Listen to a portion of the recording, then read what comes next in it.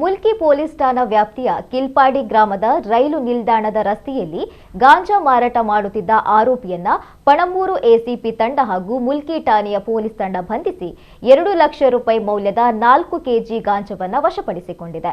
ಉಳ್ಳಾಲ ತಾಲೂಕಿನ ಕೋಟೆಕರ್ ಗ್ರಾಮದ ಮುಳ್ಳುಗುಡ್ಡೆ ನಿವಾಸಿ 50 ವರ್ಷ ಪ್ರಾಯದ ಅಬ್ಬಾಸ್ ಬಂಧಿತ ಆರೋಪಿಯಾಗಿದ್ದಾನೆ.